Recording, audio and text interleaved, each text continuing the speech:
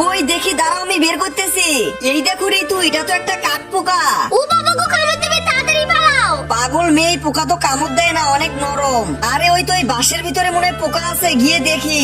C C, এই পোকা আবার হাত দিয়ে ধরে নাকি?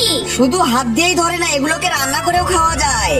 তুমি খাও। আমি তো এগুলোকে ভাজি করে খাবো। দাঁড়াও আগে সবগুলো বাঁশকে কেটে নেই। চলো এবার এগুলোকে আটি বেঁধে বাড়িতে নিয়ে গিয়ে পোকা বের করবো। এই শুকনো বাসের ভিতরে কি পোকা আছে?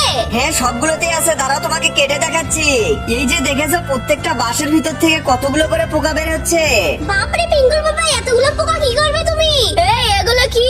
দেখো না মা, তোমার ছেলে নাকি পোকাগুলোকে রান্না করে খাবে। সি, এগুলো মিট করতে চাও তাহলে ভিডিওতে লাইক দিবা, চ্যানেলটা সাবস্ক্রাইব করবা, শেয়ার অপশনে ক্লিক করে এটার মধ্যে ধরে রাখলে ম্যাজিক দেখতে পারবা। খাই নাকি? আমি খাবো না, তোমার ছেলে খাবে। কত কথা বলা লাগবে না, দাঁড়াও আমি এক্ষুনি এগুলোকে রান্না করতেছি, তখন দেখবে তোমরাও চেটে ফুটে খাবে।